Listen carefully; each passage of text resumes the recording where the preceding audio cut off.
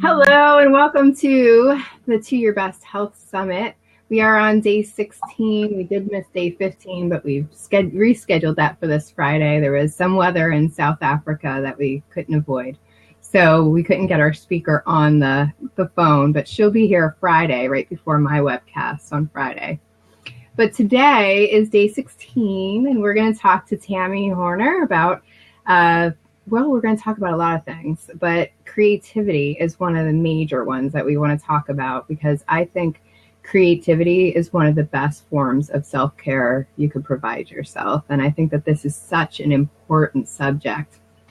And Tammy actually works for herself. She's a health coach herself, but she also coaches coaches at the Institute of Integrative Nutrition. So she has a phenomenal amount of information to help us move forward on our health journey.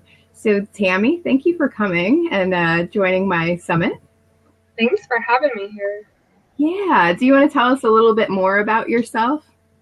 Sure. So, it's interesting before we get started to just be able to refresh our memories a little bit of how we even came to this point in our journey. I came to IIN in September 2009, and that's where my coaching journey actually began. But I was on a healing journey myself. I came to a point in my life where I got really, really, really sick, and multiple challenges, physical and emotional, happening. I had been diagnosed with irritable bowel syndrome. I was dealing with lifelong depression at that point. I had chronic migraines 1-2 times a week that were debilitating. I had been diagnosed with early onset arthritis, and I know I'm cutting the list short, but there were just so many things that were happening, and I was in a space of complete disconnect of the role that food and the choices that I was making in my life, how that played a role in how I was feeling and what was happening in my body. And of course, there wasn't anybody who was telling me any different. So it was quite a long journey at that point, trying to discover really what was going on. It was like putting a puzzle together. As I started placing the pieces, one of the things that came up for me was my career. And I was in an extraordinarily toxic environment. I was working in corporate. I'd been there for 12 years, and I was miserable. I could do the work. I just spoke just a couple months ago to my supervisor at that job, and she said, "But you were good at it." And I just thought, that's not the point. Sure, I'm jack of all trades. I can do it, but that's not really meaning that I'm happy or that I'm fulfilled. And the environment played a big role in my happiness. And so I started a search for what it was that I needed to be doing. And as my daughter went off to college and my son, who was a toddler at the time, I was being pulled in all these different directions. In her journey, in supporting her and getting ready to go out into the world, we did a lot of the talk of, remember to stand up for what's important to you, and always be true to yourself, and don't worry about what other people are thinking. Do what's in alignment with you. And I'm hearing these words come out of my mouth, and I'm going, what am I saying? I've never been the woman who followed that advice. Where's it coming from? And so it just really caused a real need for reflection and a time for me to start walking my talk. And I thought I would be a natural chef, something that was akin to the journey that I was on at that point in time. I need to be teaching people the role that food plays. Despite the fact that what I uncovered for myself, food was a piece of it, but the choices in food were the reaction to the situation that I had created. So it was really what we call primary food, what was happening. And so that was the beginning of the journey. I found the Institute for Integrative Nutrition and opened up my health coaching practice in February 2010. And my coaching practice has taken a variety of different shapes and faces and names. And this year, it has just really started to connect with my creativity and the realization in my own life, the role that creativity plays in my personal fulfillment and in balance and in happiness in me. And as I discover and uncover that more in myself, it is reflecting outward in the work that I'm doing in the world. So today I have been student coaching with the Institute for Integrative Nutrition since January 2011, which I shared with you. But I've also had a private health coaching practice since February 2010. I've owned a healing center. In that time, I had the healing center for a few years. And now I'm the author of 5 books, which it just, looking backward, I never knew. I was in a cubicle with an adding machine and a lot of paper. And I'm sure there's a lot of people out there who can relate to being where I am today, which I work from home. I homeschool my son, and I make color books and I work with clients. So it's, life is good here. Yeah, that's all really cool stuff. And I think it's so interesting how many of health coaches' journeys start like right there. Like they just got sick and tired of being sick and tired. And I think that there's so many people that get to that point and either they learn to ignore it and just keep moving on, or they say, no, I've got to do something different because this is, I know to the point where I got, it was like, this is no way to live. Like I had a corporate job too, and I was there 8 years or something. And I was good at it too. Like I actually just had lunch with my ex-boss today. Yeah. Now that you bring that up, that's very funny. Yeah. So, I was good at it, sure, but I would be good at anything that I put my mind to. It's like you said, like a jack of all trades, of course. But I didn't find it fulfilling. We marketed design software, and it wasn't fulfilling to me, So even if I hadn't gotten sick, I really, really hope that it would have occurred to me to do something different. Because it was making me miserable. Who wants to come home and at 5 o'clock they have like tears coming down their face because they just could not stand what they were doing every day. And I would get angry at myself. Instead of making a change, I would get angry at myself and try to force myself to spin the positive on it. And, it's fine, it's fine. And then one day I did get sick and I was like, okay, I got to do something else. And that's how my journey unfolded, which is kind of similar to yours, but you started before me. So, you've done so much in the last 8 years, 5 books. If 8 years ago you'd been like, oh, in the next 8 years, I'm going to write 5 books. I'm going to do this. I'm going to do that. You would have been like, no way. It sounds like stress. Right. And yeah. You're smiling and enjoying it. And and I see you online and you're all excited about your new coloring book. How cool is that? Who would have known 8 years ago? Would you imagine that you could make any money off of a coloring book? Exactly. Right. Exactly. Yeah. That whole shindig has just been really amazing. One of the things that you're speaking to in the idea of it so often is because we get so sick that we become inspired to make change. In this last 6 years, through working with clients in part, but in the mirroring journey that it becomes, and just constantly everything that I'm putting out and I'm hearing back, I have to ask myself, where is that unfolding in me? And just being able to realize that the more I tune in and open up to that, the more I listen to that, the more of these little inspirations that I get, this little wacky fleeting thought of, hey, maybe you could do a coloring book, the more it's like, oh yeah, that's a good idea. It's just, let's try it. What's the harm in it? And it typically, more often than not in my practice, I land myself in a 6-month journey of playing and being open and light to what's being showed to me, open to learning and open to the connections that are provided because of it. And everything changes. My whole coaching practice follows that. It just leads me, and it makes it more exciting and adventurous to be a coach and out there in the world and putting yourself out there and trusting that voice. Right. I mean, it's like that question that they asked us when we went to school, what would you do if you couldn't fail? You know, like what would you do if you couldn't fail? And so when I quit my corporate job and I went to start working for myself, I found myself immediately like trying to get into like 12, 14, 16-hour days, you know, because I want to hit the ground running. I want to make sure that I'm making money. I want to make sure I can pay the bills, you know, and so I started doing that. And then all of a sudden, like a few weeks later, when I started feeling a little sick again, I was like, whoa, hold on. This is not why I quit my corporate job. Like I wanted to define a life that I would enjoy. Like what would I do all day if I wanted to enjoy my life, what would I do every day? And so I had to really start looking at that and asking myself the hard questions, especially the ones that went against how I was raised, right? I was raised to get a good job, get a paycheck, you know, get a paycheck, get a paycheck, get a paycheck.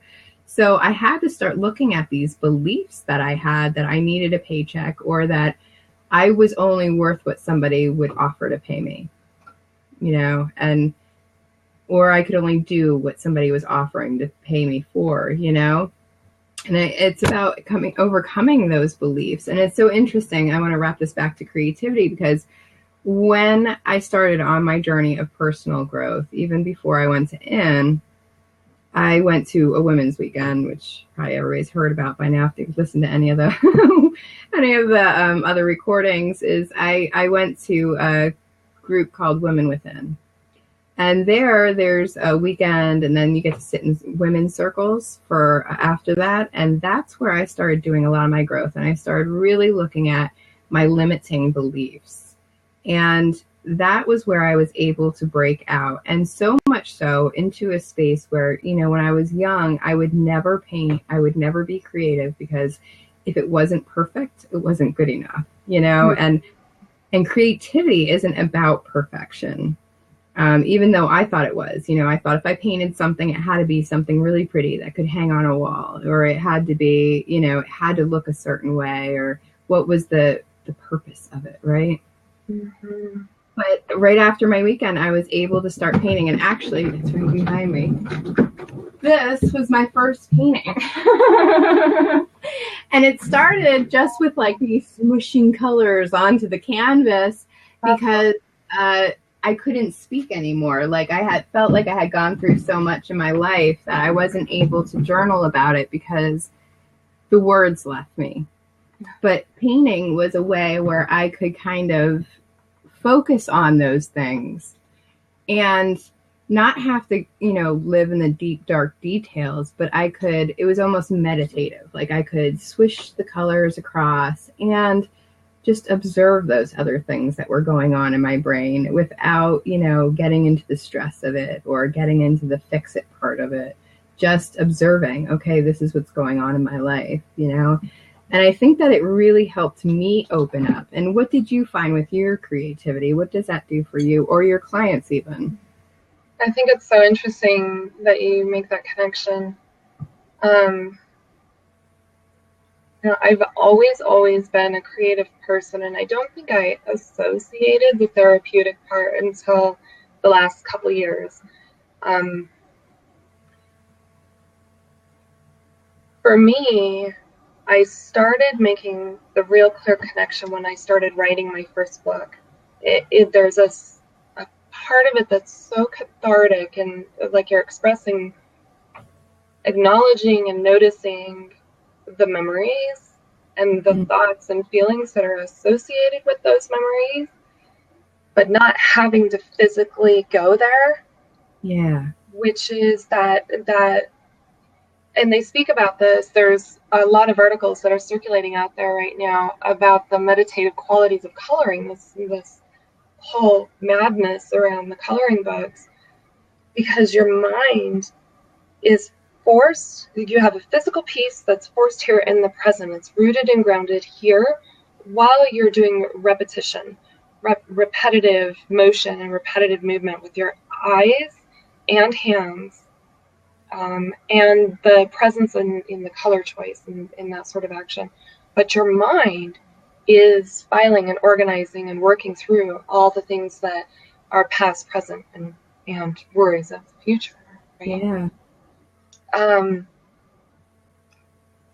For years, since about 1999, I did scrapbooking. It was a huge thing in my life. It's all I wanted to do was go scrapbook, take pictures of everything that I could, and then go put them in a scrapbook.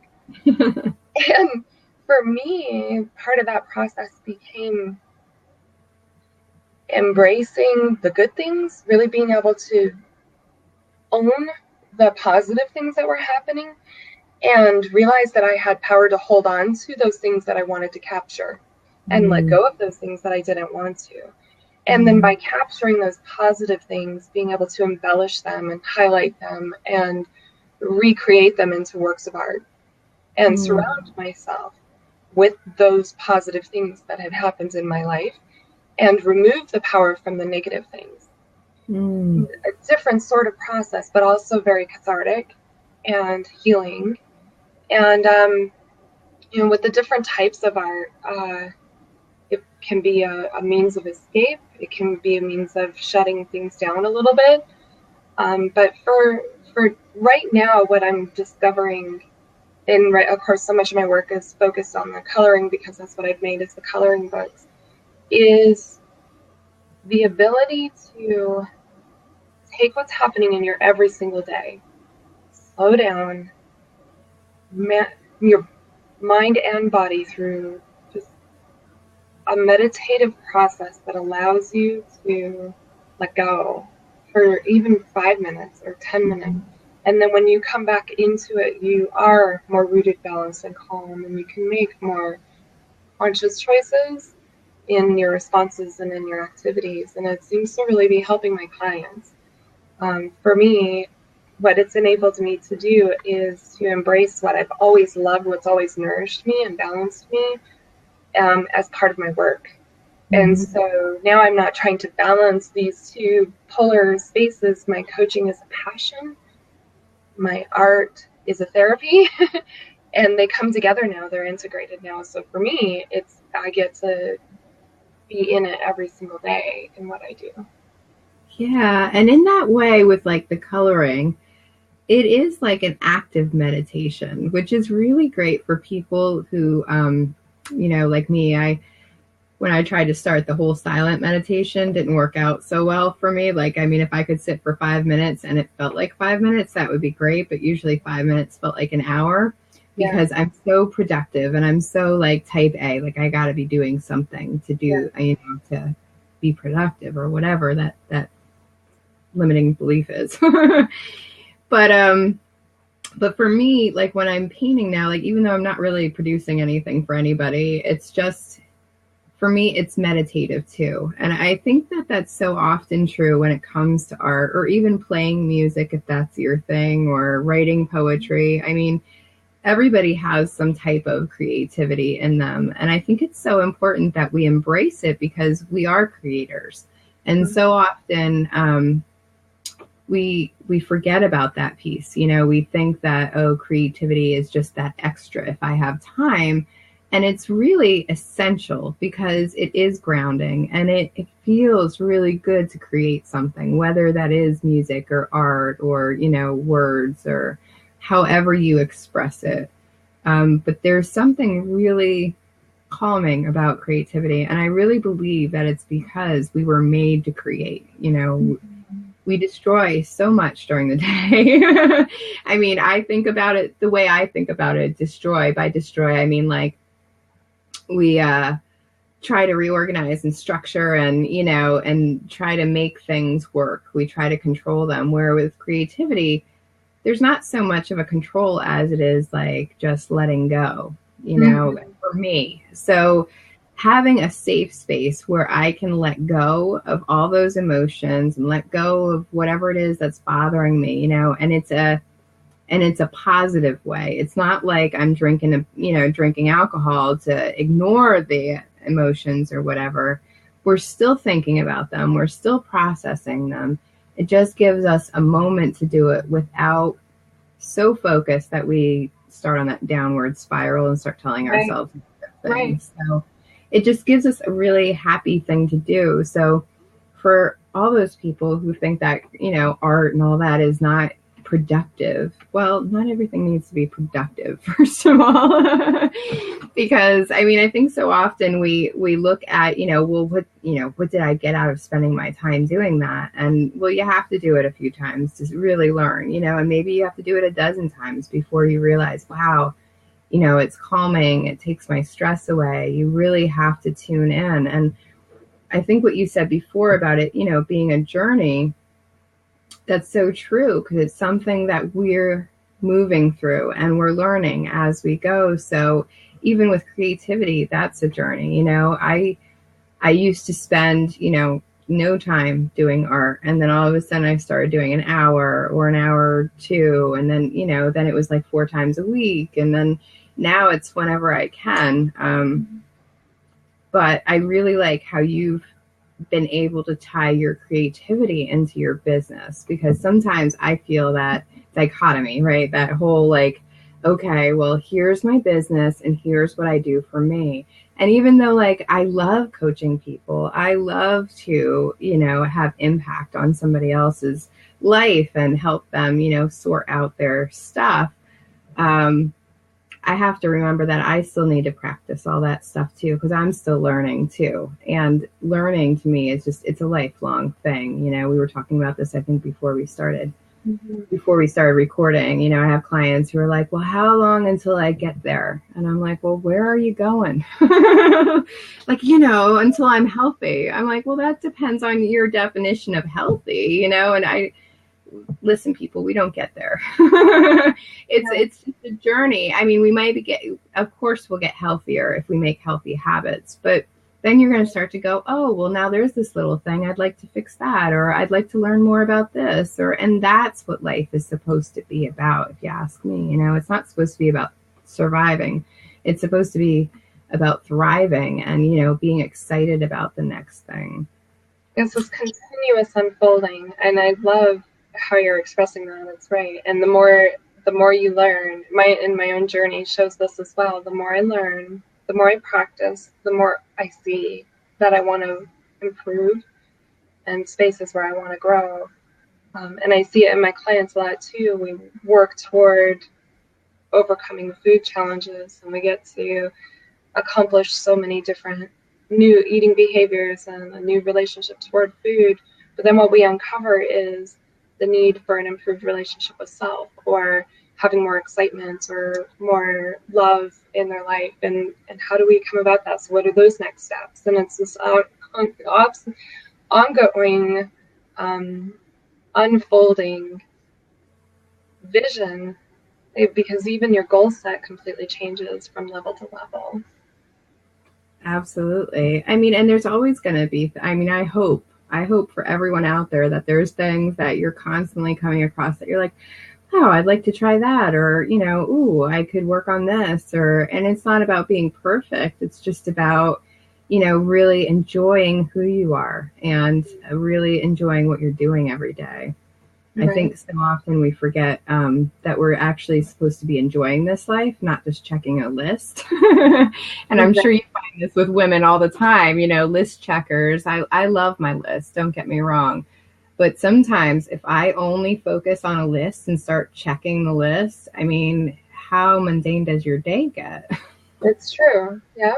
Well, and you were talking about productivity and getting lost in this overload of work that we have. That's where all of this sickness starts in the first place, isn't it? We wake up and all you can think about is everything that you have to do, all the obligations that you have, the people that you made promises to, the kids, all the places that they're obligated to, and you're responsible for that on top of your career and your relationship with your spouse and whatever, right? And every single day, repeat. And 5 years later, you're like lost, And for myself, it was things like, what music do I like? What is my favorite color? Good question. I don't know. Barely know what my name is. Well, that's where we get to, right? I mean, we get to where we forget who we actually are because we're so busy serving the world that, I could tell you more about my husband sometimes than I could tell about myself, just because I'm tuned into what he needs sometimes and not tuned into myself when I should be, or could be.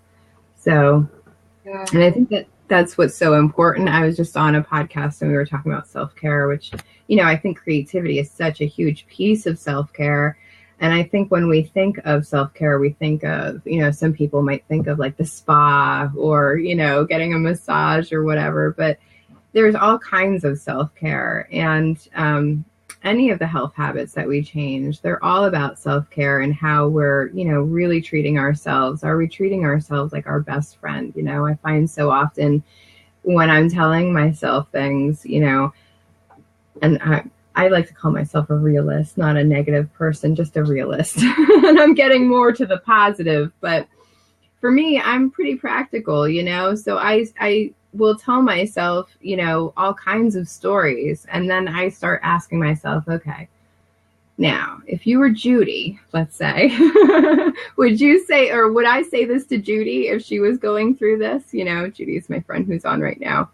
And of course I wouldn't say the things that I tell myself. I would never in a million years say anything like that to one of my friends. And yet for so long, it was okay for me to tell myself those things. I just let it go.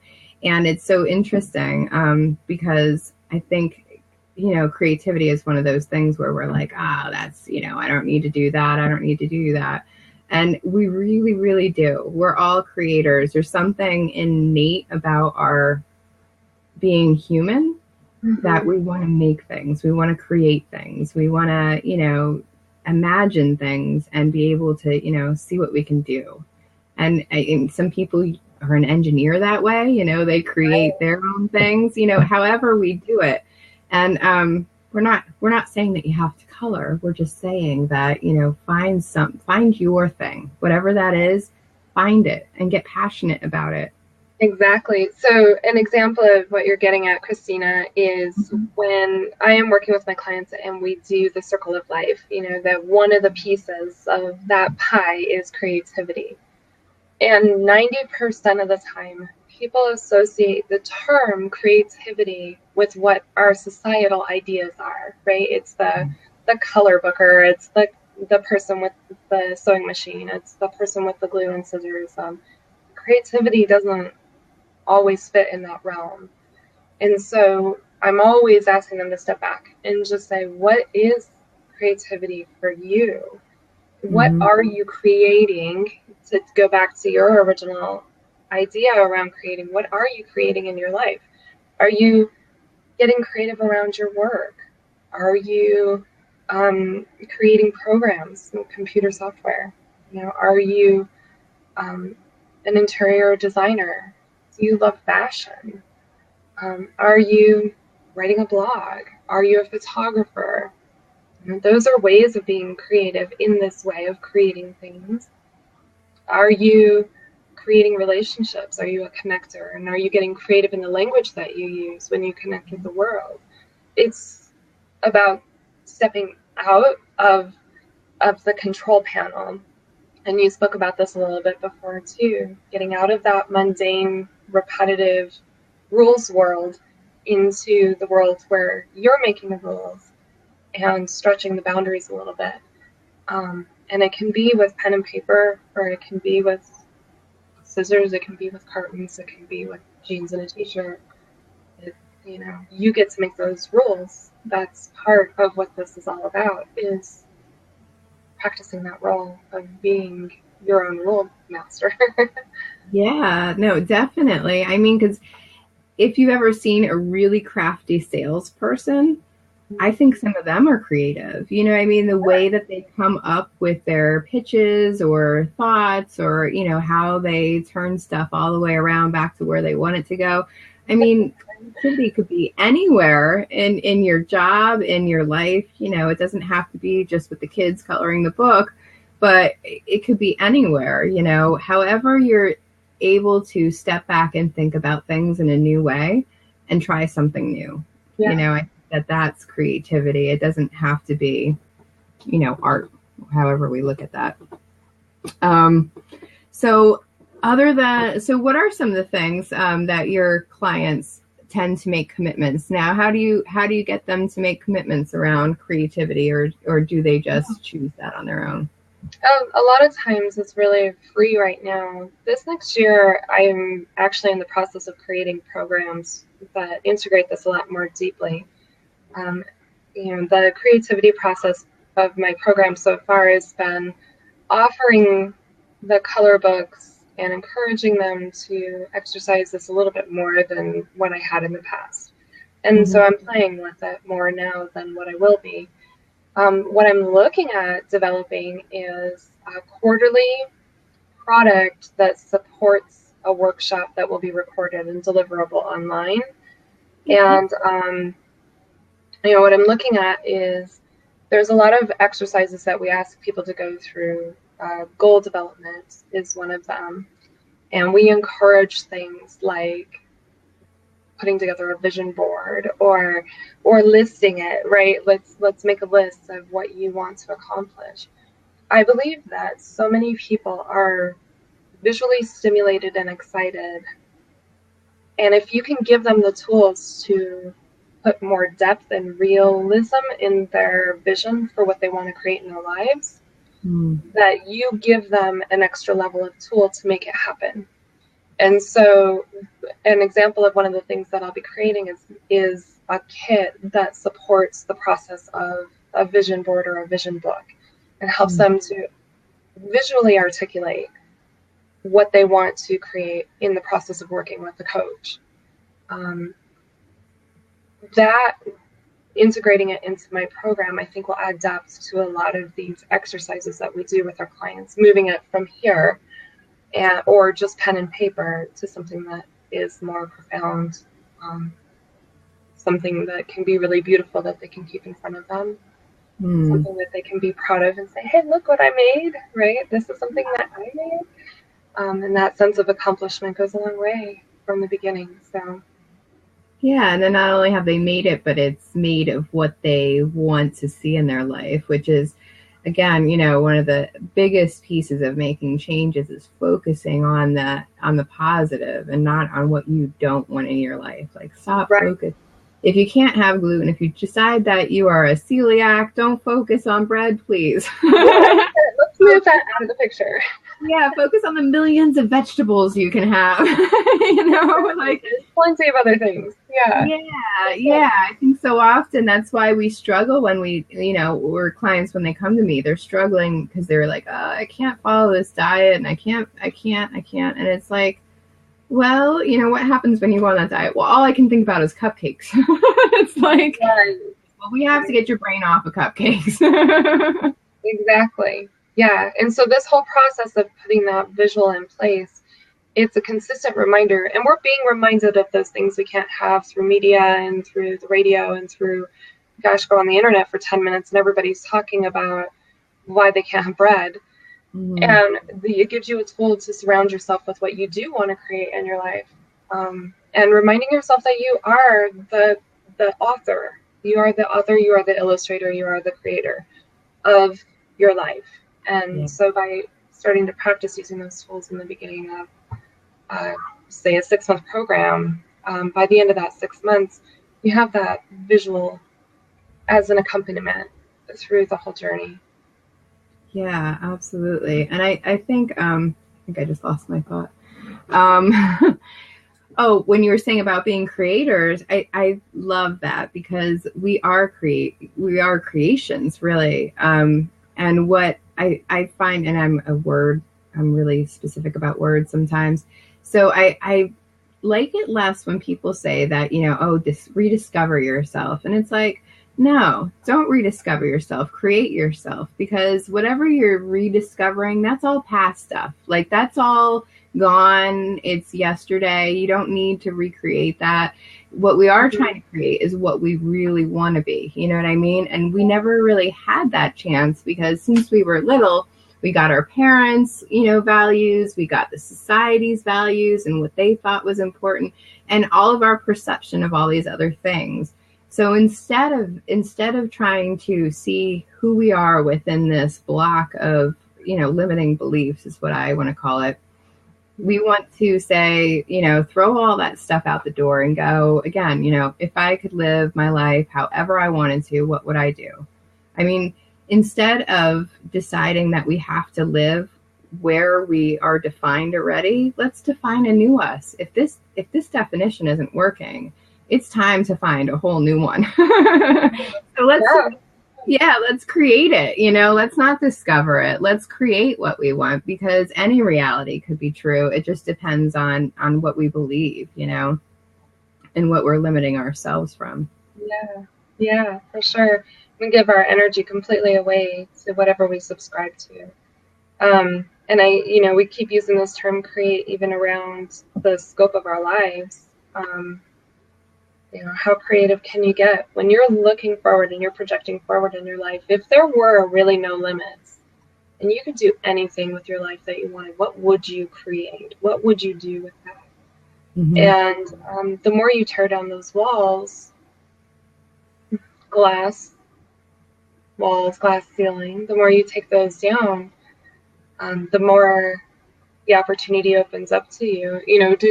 For myself, when we were talking before this call, or in the beginning of the call, even just looking back at where I was 8 years ago, 10 years ago, really subscribed to what you're speaking to, really believing we do with what we have. This is the skill set that I have. This is the sickness that I have. I'm getting older. I have kids. I'm married now. I have animals. I have a home I have to take care of. This is it. This is life. This is adulthood. And it wasn't until I started recognizing that I didn't have to live by those rules. Somebody else can if they want to. Mm-hmm. That's not where I'm at, and it doesn't fit me. And then I started practicing breaking those rules. That's where that creation starts to take place, is when you start testing those boundaries one at a time or all at once. It's up to you. But then you start taking the reins and creating what you want to create in your life. And so, that's what a whole nother level is so interesting, because we totally move it from creativity with a pen and paper to creativity of actually painting. There's a saying, and now I can't remember who said it, but they said, paint the picture and then walk into it. Yeah, I've heard that one. Look that up, but that's really what this is about, isn't it? Yeah, absolutely. And it's about creating that life. And I think sometimes, I think the easiest way it was for me to get past that was, do you know Danielle Laporte? Oh, yeah. Yeah.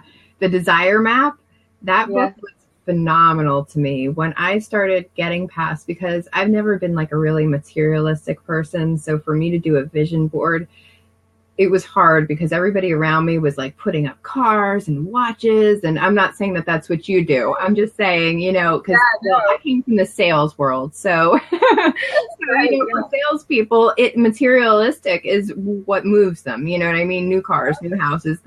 They're worried about the numbers. So that's what they're really thrilled about. But that never really moved me. And then when I started listening to Danielle Laporte and realized it's about how you want to feel. Right. Kind of clicked the whole thing. Like, oh, well, that car and that house is not going to make me happy. But, if I could design my own day, well, that would make me happy. If I could go to yoga, anytime during the day I wanted to, if I just decided I was stressed and no, I'm not working anymore today. But that's what was important to me, feeling abundant and feeling creative and feeling like fluid.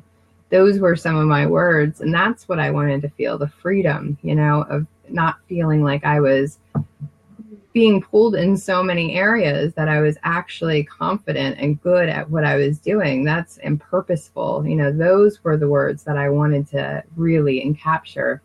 So I still do vision boards. They just look a little different than, they did 10 years ago. And no matter who you are, your vision board's going to change over 10 years. I hope so, because if you haven't reached some of those things, then I'm sad. Yeah, for sure. No kidding. So it's so interesting because you express it looks a little bit different. So how would you portray an emotion what an emotion that you're trying to reach for on your vision board. Yeah, so I think for me, sometimes I have just the word there, but sometimes, like, if I want to feel fire, I'll put a picture of fire up there. Or if I want to feel creative, I might, put a picture of a Van Gogh up there or something. Like, I have things that represent it for me. It may not represent those words to anyone else, but like fluid, I'll put a picture of a river up. I feel fluid. One of my mantras is that I am abundant and fluid. I can handle everything that I need to today, just relieve my anxiety. So I will see, some type of abundance. And then I'll see also, that river, and I'll be like, right, I'm flowing like the river, Exactly. And it's one of the things, to go back to one of the things you spoke about earlier, is in this process of creativity, there are no rules. This isn't about satisfying or making somebody else happy. This is about being able to work whatever it needs to work inside you. And so the rules are made totally by you.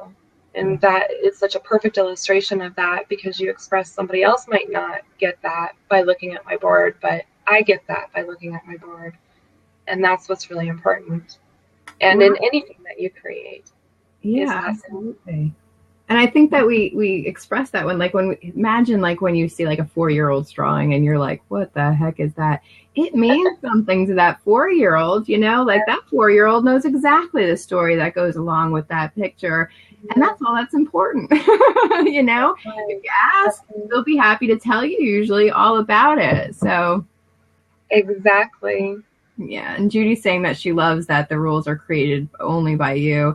Yeah, that's the truth of it. And that's what got me to paint, because I'll tell you, at first I was so nervous. I had all the paints, I had the canvases, and I was like, I don't even know how to start. Like, I would just stand there and stare at them. Like, I didn't know what to do. And then one of my friends, I mentioned this before, one of my friends was like, honey, just put paint on the paper and smush it around. It doesn't have to be pretty. It doesn't have to, be a work of art. Just put the paint on the paper and smush it. And there's something so meditative about that for me, because it's like I can't be wrong, and there's something so rewarding about being able to do something where you're not wrong, because I'm a perfectionist. So I like to make sure that everything is really, really perfect. And it's not about that, it's just about how I feel about it myself. And so I've actually, been able to hang up, actually, that one behind me right there, I painted that one too. Hey, yeah. With that. That's good. Yeah, right. So, it works. Don't get me wrong. There's about 50 of them in my attic that nobody's seen. Me too. I've got a bunch. Right. But that's not the point. It's much better than me, going and drinking a bottle of wine and doing nothing but laying on the couch.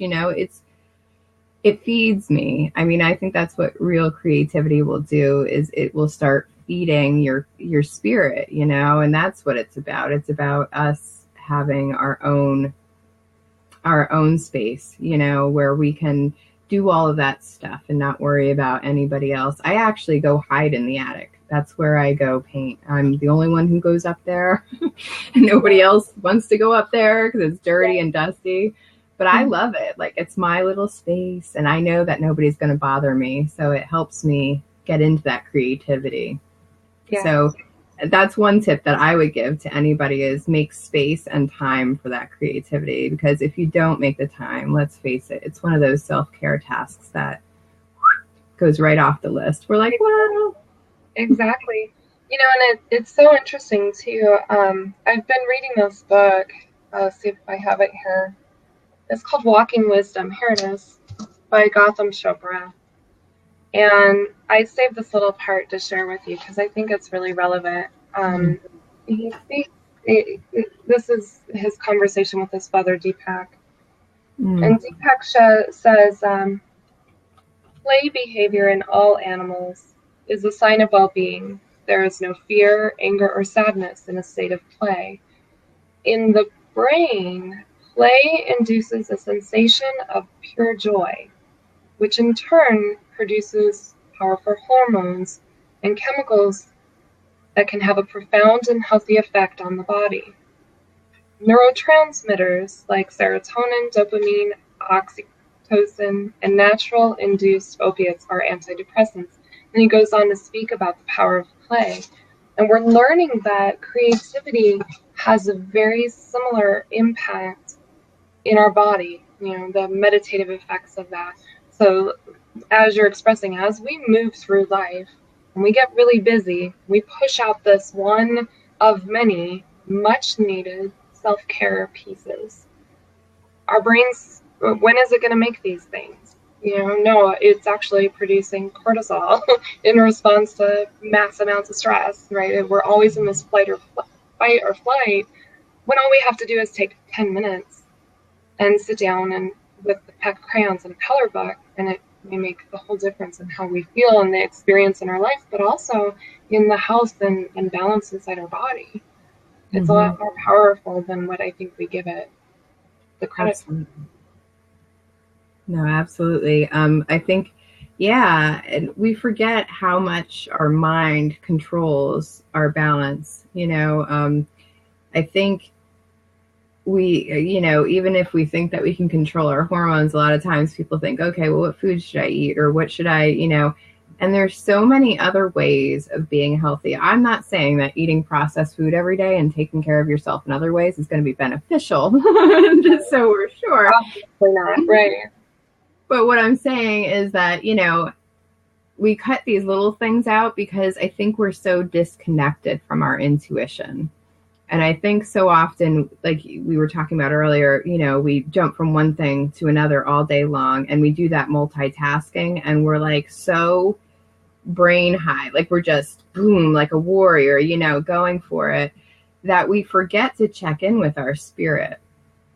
And this is something I talk about a lot. So if you heard it before, I'm sorry, but we forget to check in with our spirit and see how we're actually feeling.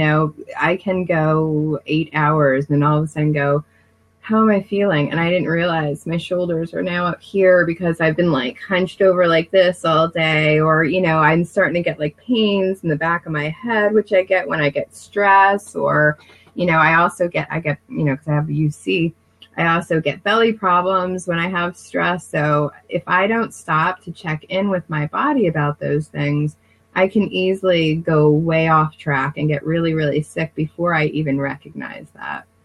Right. So it's just another piece, like the creativity, check in with yourself, and the creativity is going to help balance all those things. So when you start noticing that you're way off, creativity is one of the things that you can do. And it's one of the things that we do just for us, whether or not you monetize it or not, it's just for us, and it's great if you can monetize it later, but if you can't, we still need to do it. It's just like sleeping or drinking water. We still need to do it because it is balancing that, because our brain is so connected. It's just like when they say that today we have so much fight or flight, because our brain doesn't know that we're not being chased by a bear. Our brain hears, oh my God, we have financial problems, blah, blah, blah, I need more money, blah, blah, blah, whatever's going on. And the brain's thinking that, oh my God, panic, there's something bad going on, and we can do that to ourselves in just the opposite way too. Calm down. We're feeling good. We're coloring, we're painting, we're doing whatever that thing is that we're passionate about. We can actually undo a lot of that fight or flight by just doing that.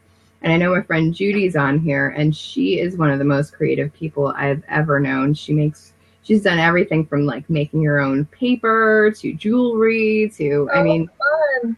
Yeah, she's always creative. All the time she's doing something new, and I'm just like, now where'd you get all that stuff? And how'd you start that?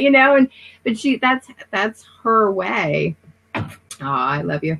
But that's her way of really not only giving herself time, but often she uses it as a family thing. She gets her kids into like doing origami shapes or, making paper with her or whatever. And that can be quality time, quality time where you're not in a fight or flight stage. Exactly. What a great tool to teach those young ones. You give them the skill set when they're young to be able to cross that bridge. Schools these days, they don't give it the space that it deserves. And, I'm blessed because I get a homeschool, so we always have space for creativity. But I know a lot of kids who are not getting their fingers in the Play-Doh and in the paints anymore, and they don't have that release. So Yeah. a mom to sit down and color with your kid, that's one of my things. My son originally wasn't interested in coloring, but now he's all about coloring. So we sit down and we'll color pages together, but he's a paint and glue and Play-Doh kid. If it makes a mess, he's all about that. Oh, that's cool though. But yeah, it is. I mean, it's a really great model because I didn't see my mother do anything like that. And I grew up thinking that when you're an adult, everything you do has to be productive because there's too much to do. So you have to be busy all the time doing something productive. Yeah. And that's what got my anxious type A, like constantly anxious. Like, what should I be doing? What should I be doing? I know when I go to take a staycation, sometimes if I'm like, nope, I'm not going to work for 4 days, it's like, okay, now what do I do? Now what? Right, exactly. Now I don't know what to do. But that's because I was taught that adults don't do things like that, and not by anybody telling me, just by the model. So I think so often when we take time to show kids that, hey, I'm an adult, I still do this stuff, because it's good for me. Exactly. Yeah, it's adult behavior. I remember hearing "Welcome to adulthood," and every time I hear that in my head, I think, oh, for real, I am redefining what that means, because it's not real. It doesn't have to be that way. And, especially we are all so blessed here in our lifestyles and in our livelihoods here. We have a lot more control over our lives than what we put out there or even allow ourselves to understand or believe. And the more that we practice it, the more open that gets for us. Mm-hmm. Yeah. And it is a practice because I know last week we were talking about, somebody said, if you're going to freak out every time the bills come, and I'm just thinking, I used to do that. I used to freak out every time the bills came. And then I realized one day, you know what, these bills are going to come forever. I'm either going to have the money to pay them or I'm not. Like, those are the only options. And what can I do, Yeah. So when I stopped worrying about it, it all of a sudden, like, the problems just relieved. Yeah. You know what I mean? Like, it was like they dissipated. When I stopped ignoring the big scary monster in the room and said, okay, so what? So I won't have enough money for what? Because when like you're saying, we're so lucky in this country that sometimes we forget how lucky we are, right? So what if I can't pay the cable? So I'm not going to have cable. Like, yeah, I mean, exactly. Tragedies. I mean, for real. And we're being all you have to do is turn on the news for 10 minutes today to see the reality of what's out there in the world, and if our problems, if we can just pull them into perspective and pull ourselves away from that for a minute, not that our problems aren't real, not that they don't cause stress, sure, but just to be able to take a step back and remember all the gifts that we do have, mm-hmm. and use the tools that you're being given, like creativity, like meditating, like so many of the wonderful guest speakers that you've had on with all of these wonderful tips and ideas for living more healthy and balanced. Put them to work for you, and you'll start feeling different in your life. Or your entire perspective, your entire existence starts to shift because you're living in the abundance that you are actually given. Yeah, exactly. I mean, it's just about perception. I mean, that's what it really comes down to. And it sounds so simple and like, just pretend everything's okay. And it's not about pretending everything's okay. It's about really knowing that everything's okay, that in the end it's all going to be okay. And if you have to fake it to make it for a little while, well then, as long as it feels authentic to you, to say, okay, I'm doing this, then keep doing it. Like it takes a while. Like, I can't tell you how long it took for me to shift my thought to, I could work for myself if I wanted to, instead of having to show up at a job 9 to 5.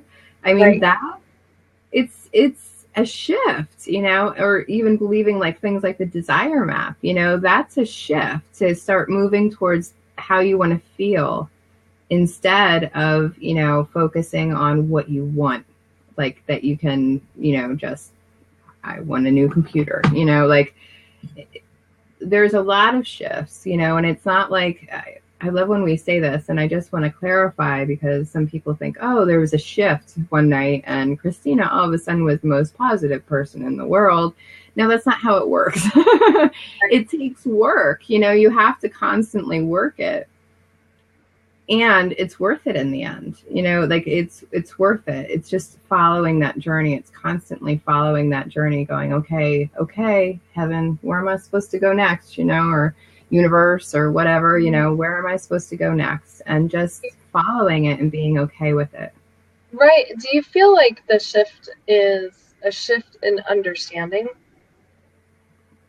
Because your perspective, your understanding shift allows you to begin to take a course of action that leads you to the goal where you want to be going. It's an understanding, and I think it's perception too. Mm-hmm. And the way maybe it's the same thing. I'm not sure what the true word definition of understanding is, but to me, it's like a whole new perception that was, I hate to say learned, because it's not like I studied it in a book and was like, oh, this is the new perception that I want to have. It's like a whole lot of little things. It's like the journey that took me from all of my limiting beliefs to moving through and going, is that one true? Is that one true? Is that really true? That if I don't have a paycheck, I'll be stressed out about money and, I'll be panicked. Is that true? It started with me really asking myself what the truth was. Because I think so many times we put these beliefs in, or we gain other people's beliefs. And I just I'm losing light here. And we start using everybody else's beliefs, and we don't necessarily ask if they're true, for us, and not to mention whether or not they're true for those people, but are they true for me? Like for a good example, my mother wants to move to Texas. Now for me, I don't want to go anywhere near there. That state can secede itself if it wants to. I'm perfectly happy with that. Like there is no reason for me to ever visit Texas. I just don't think we would get along. But my mother loves it. And she says it's because all of the men down there treat women right? They all open doors. Well, now if your perception is that men opening doors for you is very, very important, Texas might be the place for you to be. However, that's not as important to me as some of their other views on things. So that's my perception, is it doesn't work for me, So I don't think it's like about right or wrong. It's just about, if I want these things in my life, what beliefs do I have to start questioning in my own brain? Why when I say I want to work for myself, do I get like a little gut pain? You know what I mean? Like, what is that about? Oh, well, that's that limiting belief that says that you're never going to make enough money unless you work for somebody else. Mm-hmm. So I think it's an understanding and it's personal growth work is what it comes down to. And I'm not, anybody in my women's circle can tell you, I'm not the biggest fan of personal growth work. I'm like one of those women who want to go in and get the gold and get the hell back out. Yeah. I don't want to lull there. I don't want to play around. I just want to get the gold and get out, because I'm not a huge fan of, of staying in all of that stuff. I'm a huge fan of getting past it. So you have to go through it to get past it sometimes. Exactly. And most often you're in it, and the past it just is an open door to being in it again. That's true. That's true. Yeah. It's interesting. Yeah. The understanding and the shift, there's this whole realization. It's just like what I went through in my practice this last year and a half, and why creativity is such an active role in my business today is because of my own I don't know. I'm looking for a word there, and it's not going to fall in. Untying is the word that is falling in right now is in the last year and a half, we went through massive transformation in our lives, in my personal life. And as we came into our new place and the door opened for this next journey, I felt so disheveled. And I realized that it's this, the pieces that I haven't been acknowledging that are playing such a huge role in my own well-being. And so the shift for me, my shifts are a recognition and acknowledgement of an understanding that I have. Does that make sense? Mm-hmm. So I'll look at it, but I have to be able to be willing to acknowledge it and accept it as part of my journey in order to begin to move forward through the door. Mm-hmm. And realizing that part of my uncovering was the shift of downsizing and moving my craft space in with my office. So physically they are in the same space, and that's, the beginning of the mind work of being able to even embrace the two in one to begin with. They're living in the same space here. Why can't I put them together in here, right? Yeah. But it's all in that acknowledgement, the realization that it's part of my well-being that I have to act on in order to be able to reflect it and share that with the world. No matter how much it's been there, the murmurings are there. Just like we do this with food. The murmurings are there. I know I need to stop eating so much chocolate. I know I should probably not always have fried chicken. I know I should probably, whatever it is.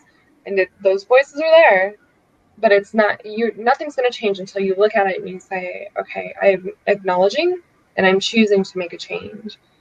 And so whether it's creativity and embracing the fact that you're the writer, that you're the author, and that you get to put forth whatever story you want to create, or which it all kind of comes back to that anyway, if it's giving up chocolate or moving more, letting go of stories that don't serve you, recreating and rewriting a new story that does. It's all in that shift of what you're speaking about. Right. And it's when it becomes the most important, right? And sadly, our health becomes most important when we've lost it, and I wish I could get women and men, to think about these things and to really embrace them. I wish I could have done that to myself, before I get sick, because it's so much easier to prevent than it is to heal. But so often we don't. And sometimes we have to wait until that piece is really, really aching on us to go, oh, wow, maybe I should look at this thing and do something with it. And that goes with like anything that's in our personality that we're hiding, that we have guilt or shame about. I mean, the more that we keep it in the dark, it's not serving us, and the more we take it out into the light and start looking at it and going, this is really what it is. I can either accept this and work with it, or I can, keep ignoring it, and then it'll just keep coming up. And that's just like, my illness. If I was tuned into my body, I could have told you 10 years before I started getting sick with ulcerative colitis.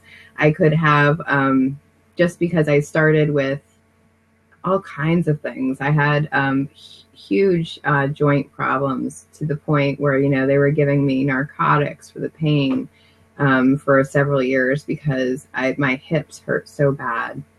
And I would get migraines. And I mean, there's like all kinds of symptoms I had for about 10 years. And the more I ignored them, the louder they got, and that's when I finally broke down, is when I was going to the hospital 3 to 4 times a year and spent the other half of the year in bed.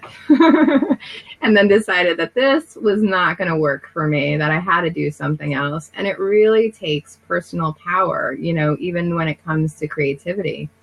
It's like you said, those murmurings, we know these things are good for us. We know it.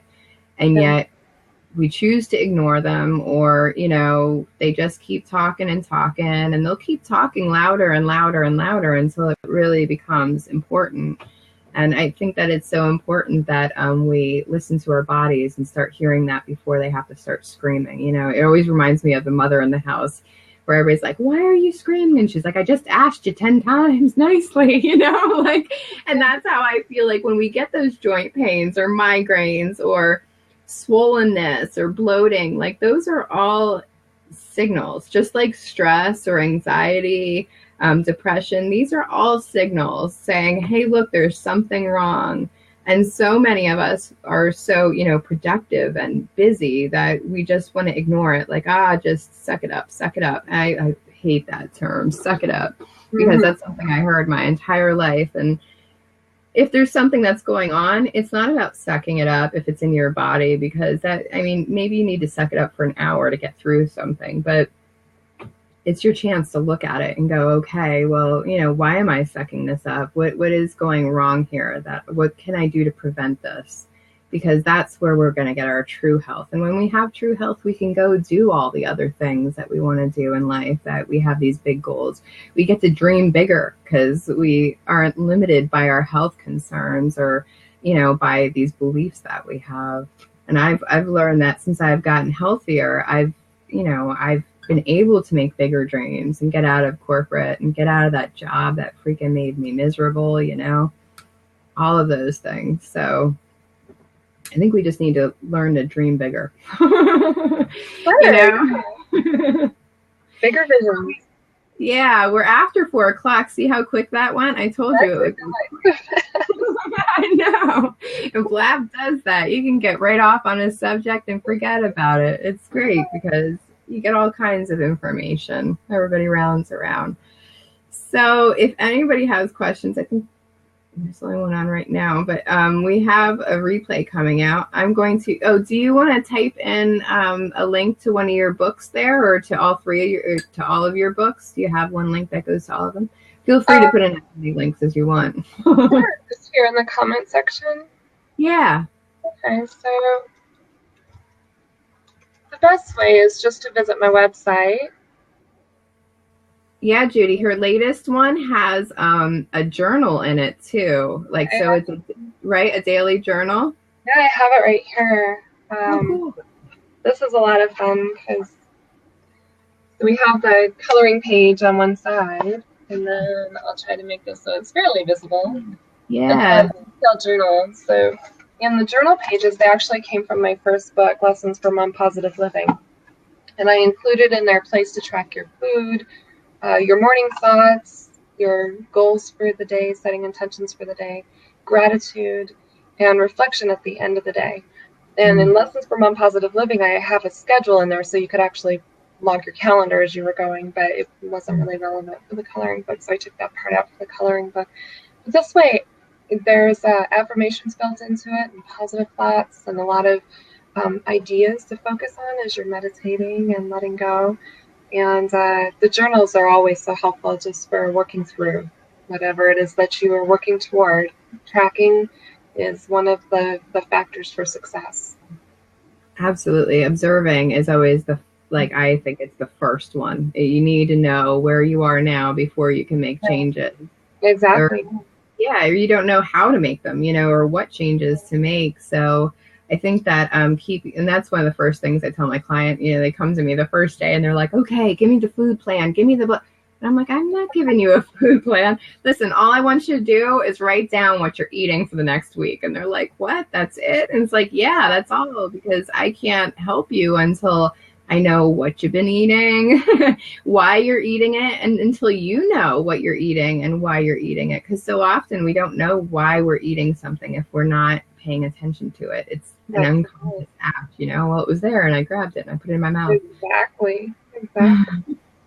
Yeah, so that's awesome. A coloring book with a little tracker on it so that you can be creative and do all of your, really tune into your body and what's going on inside, in your brain and everything. That's awesome. All in one. And I've never seen one with a journal in it, so that's very exciting. I'm excited to have it out there. I just published it this last week, so it's a fun one in the works. Yeah. Yeah, awesome. So everybody head over to headpositivemom.com and check out all of Tammy's work. Well, Tammy, thank you so much for being on here today. I really, really appreciate it. I know that you're busy, but I really appreciate you taking the time out right before the holiday. Well, I've had a lot of fun. Thank you, Christina, so much for spending time with me.